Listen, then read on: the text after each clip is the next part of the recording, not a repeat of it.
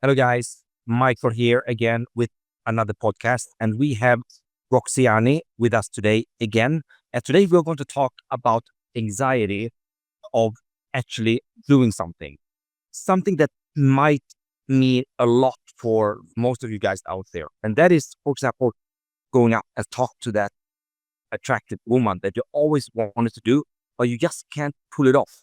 And what we have seen is that kind of anxiety are pretty similar to the anxiety people feels when they are going up on a scene and going to have a public speaking. And we are going to talk about how to overcome that first level of actually doing something.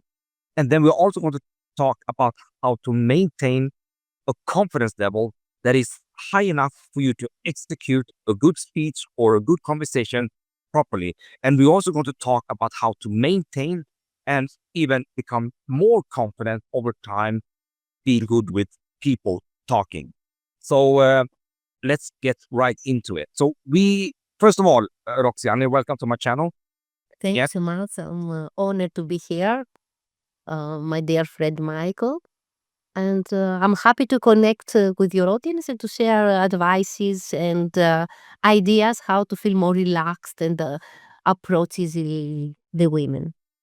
wonderful. I mean, Roxani, you have a long experience when it comes to actually manage to make people pull the trigger and have public speaking events. And public speaking, when I'm really thinking about it, is probably one of the biggest challenges people can have. I mean, I've seen people faint before having a public speech, or they just want to speak in front of people. They're getting so nervous that it's incredible. I mean, unbelievable. It's almost like they are going out to risk their lives, but it's just public speaking. And I think that is not only for a small amount of the public. I think it's like the main rule. Most people get very nervous having public speaking.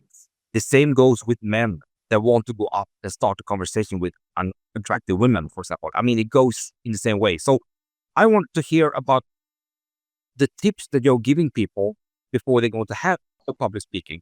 What should be in their mindset? Tell us about that. Of course, but even the approach of the woman, it's also public speaking because you are speaking public to the woman. So it is the same. I totally agree with you. And I will continue from the word very smart approach about mindset. It is a mindset. I want you just to feel about and just to with also to connect with the audience. Let us imagine how do we feel when our body sensations are when we're having anxiety. This is one question, and we put it here. Let's say we put it here on the right part. And then on the left, let's ask ourselves what is our physically response when we're having we are excited about something. So anxiety, stress, nervousness, and excited. Both, both, they are having heart race up. Yes. Both, they see the future. They visual the future.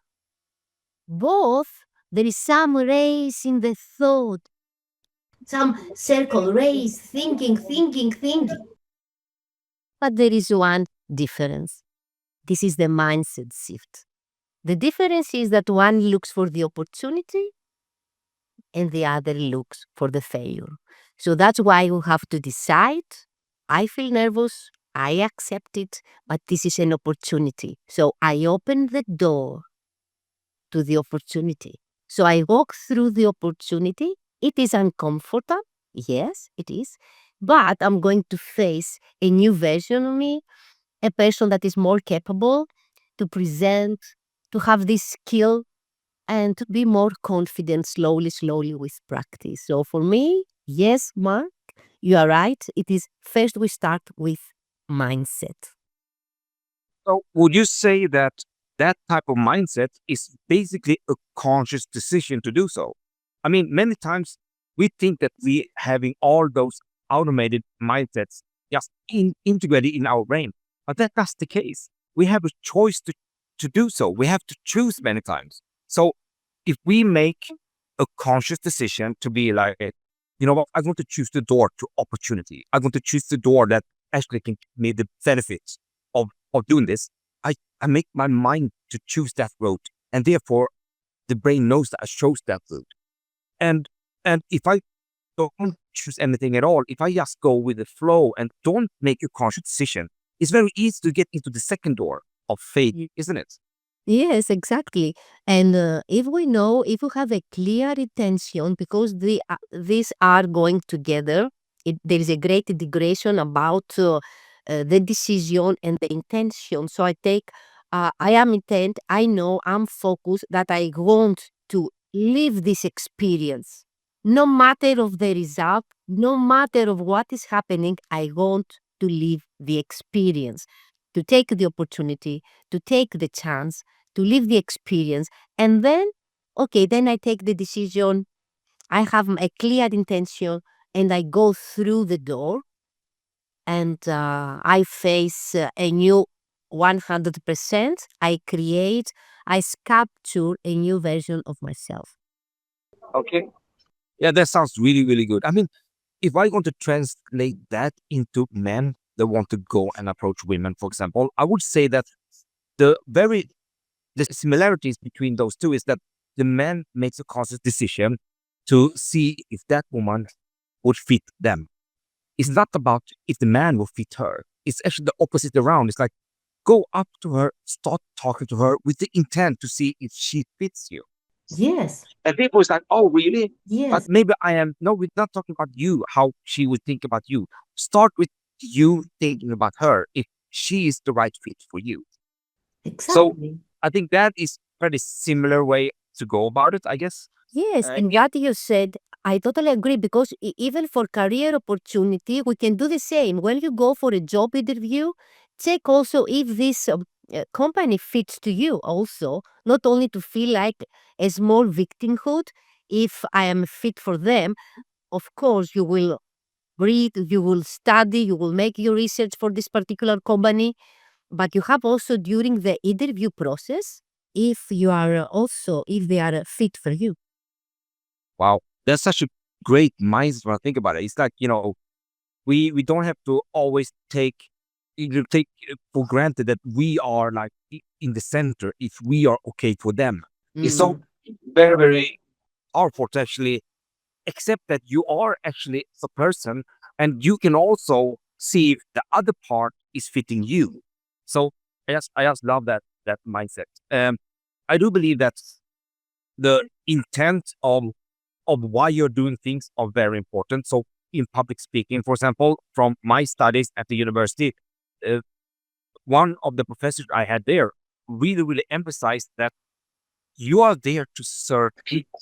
You see, when you're having a speech, you're not there because you want to appear cool and people want to look at you and then you are going to be like the spotlight of the show to see how cool you are. No, that is the wrong mindset. And that seems to be the default mindset people have.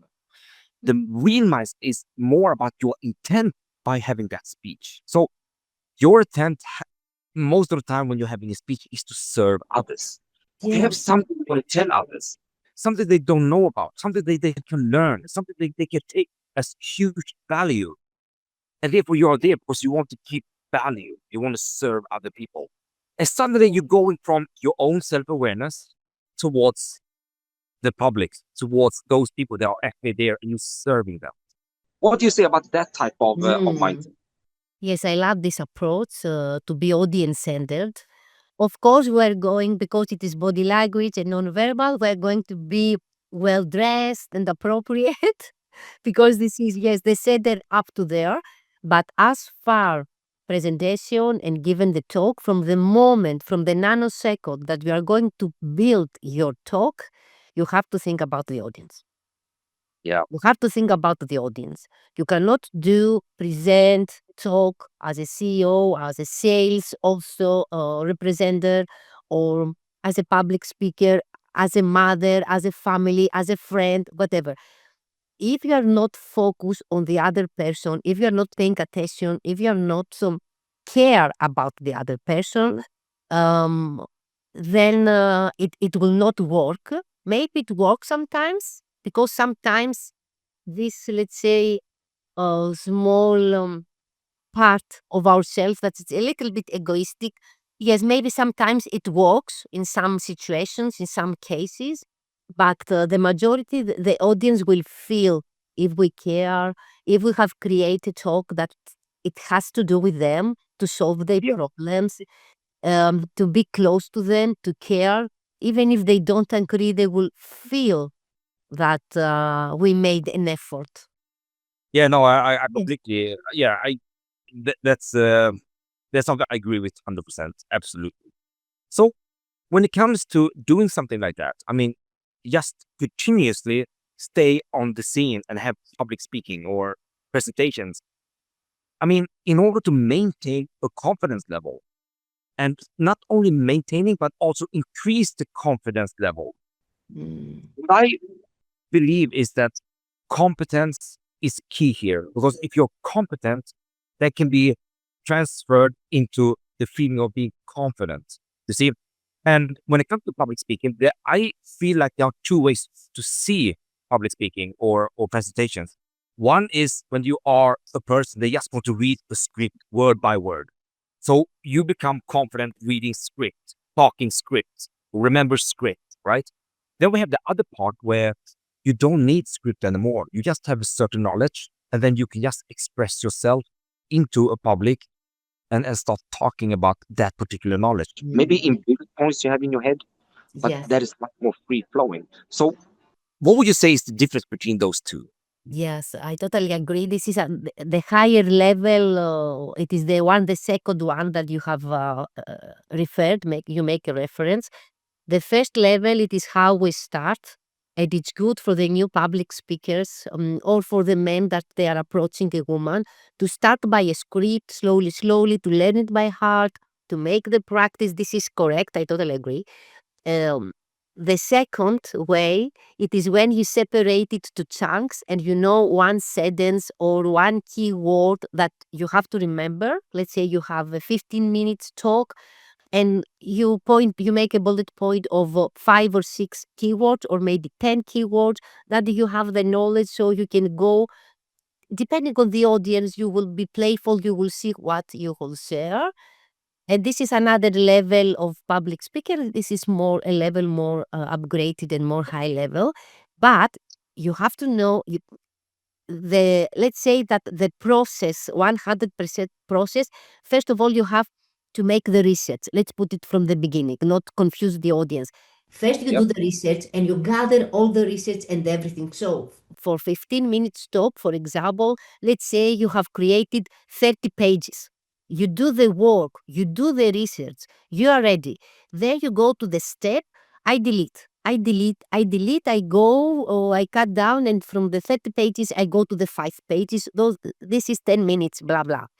After that, you have two choices. It depends. Of course, you learn the 5 pages, you learn it so much, you know the stuff.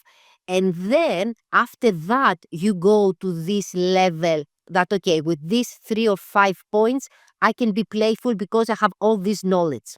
So Yeah. I don't want to make somebody risky and to feel, okay, I have read this and I will use it. No, if you haven't read it, if you haven't done any research, you are not going to remember anything, and you will feel as a naked on the stage. You have the knowledge, you have to read, you have to study, and then you have this ability to be playful and to connect this thing, this quote, this research with the other research. But if you have never studied, how you will connect researches and be so advanced speaker? You need to know what you're talking about. That's it. Of course, one hundred Otherwise percent. you. So, would you say? I mean, because what I believe is that in order to get into the highest level of what you just told us about, when you can actually take the knowledge of certain things and then you know it inside out, and now you can just talk about it, be playful with it.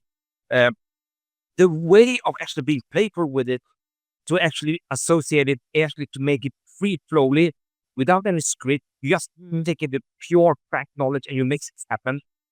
I would say that it is a collection of certain behaviors. And when you're mastering, like, let's say, 8 to 10 behaviors, you become that flexible of Mm. having speeches that goes without any script, just free flowing. And I believe that that is the level you need to go when you have conversations with people as well, if you want to make it really good. I mean, while in public speaking, you might work a lot with your tone, with your body language, with your, in some kind of an impromptu, direct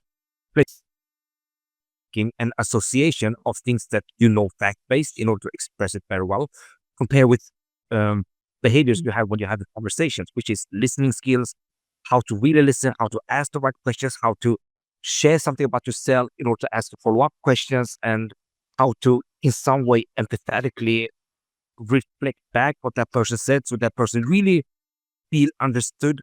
That's also a series of behaviors that need to be mastered before a person can be very flexible in conversations. So many people think they're good at conversations, but they haven't in some way learned the behaviors in an automated fashion, so they can't be cognitive flexible. So they think they are, but they can't because they get stuck in the head. Would you say it's the same thing with public speaking? Sort of, yeah? Yes, they say because you have to read the room. I have to read. I have to be focused and to listen to you and not to concentrate now in my brain what I'm going to answer. I have to wait to finish to understand what you are saying and then to be and then to answer. Otherwise, I cannot answer if I'm not listening. Or I can, of course, I can answer, but something different.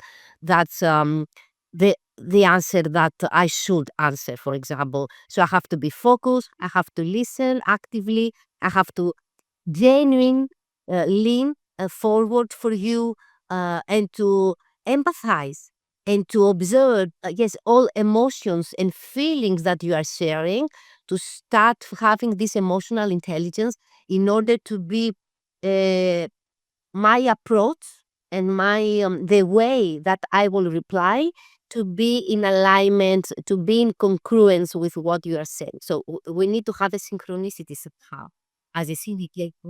Yes. Yeah, yeah, absolutely. So let's go to the last point, and that is actually the practicality of it. Oh, So I love what we, practical. yeah, so what we actually spoke about earlier before this podcast was the real confidence that comes from practice. So too many people are actually getting stuck in the theory. Mm, We're probably speaking the theory of rhetoric and yes. in interpersonal communication, the the way of just listening to certain things. I mean, it doesn't matter how much you're thinking about it, you will not be good at it unless you're doing it practically, step by step. So you just have to go there and then practice. And while you are practicing, you will fine tune things along the way. I have seen too many people just not doing the practical steps that is needed, and therefore they're just getting stuck in their head and will not improve.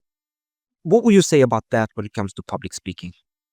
Yes, you cannot be considered a public speaker if you don't do any public speaking. Of course, you need to make some practice, and public speaking is what we are doing right now.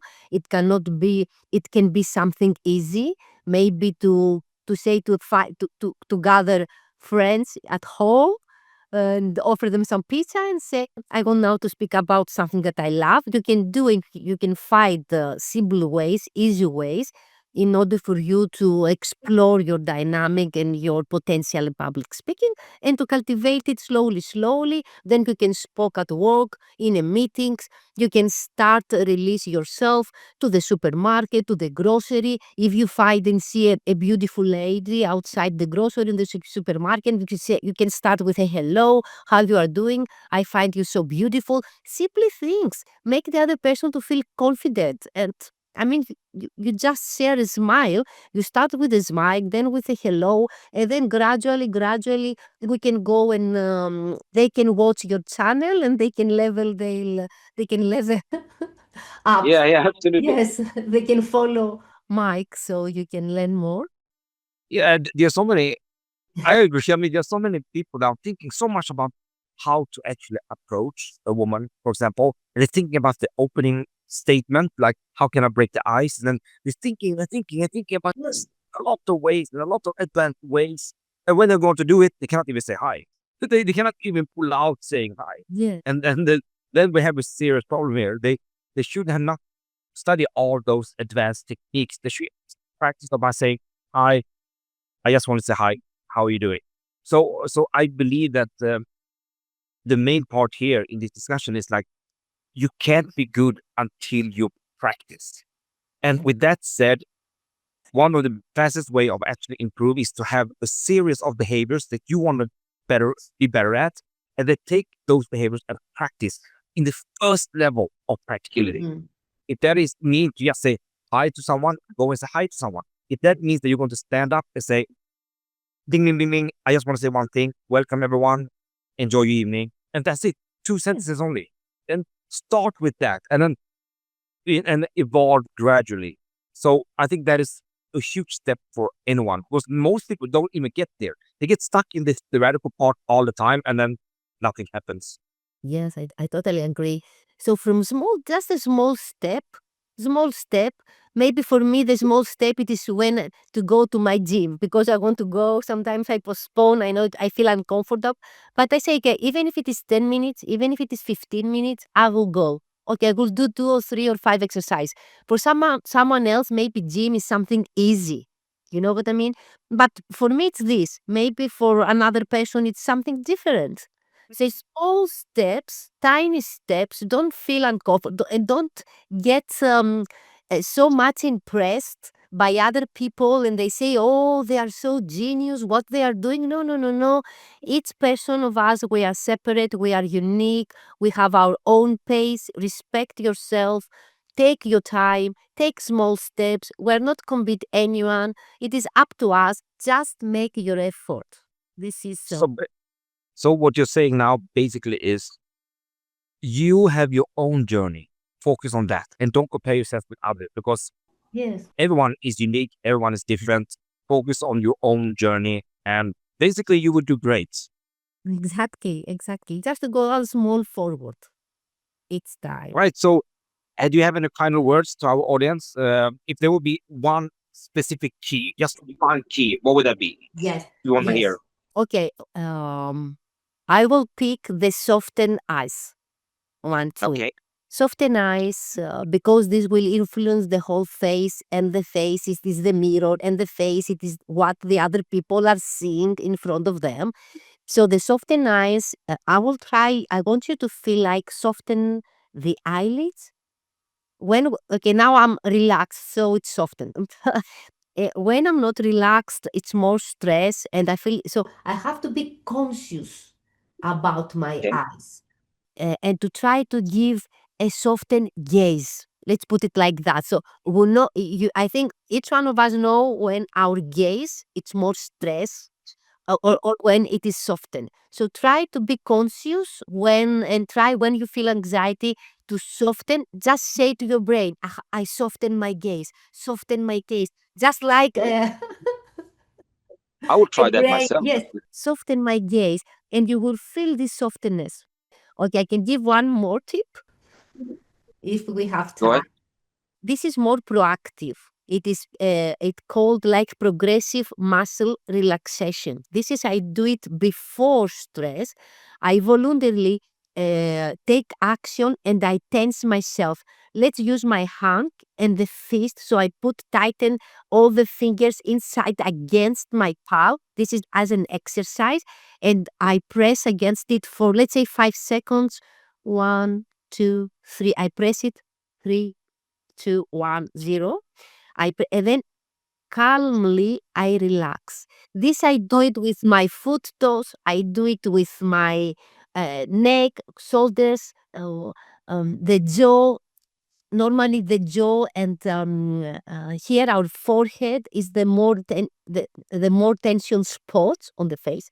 So if I do it on purpose, if on purposefully, no, voluntarily, I tense myself and then I normally release myself from stress, I learn and I can understand easily on time, real time when I'm stressed. So then I learn how to relax myself. So I do it on purpose. Some exercises during the day, PMR, progressive muscle relaxation. I do it on purpose.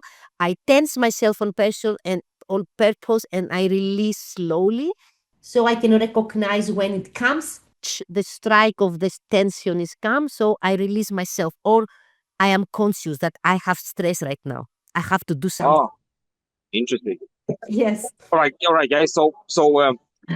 This is actually a foundation of doing something. It's actually a foundation because when we want to do something, when you want to go and approach that attractive woman, if you want to go out and do a speech, public speaking, or you want to make a presentation, stress is the biggest factor that hinder us to do anything. If you want to learn how to actually de-stress, like how to relax the eyes and also how to relax in different parts of the body, that can be immediately uh, giving the brain a signal to be more relaxed, and therefore you can actually pull things off.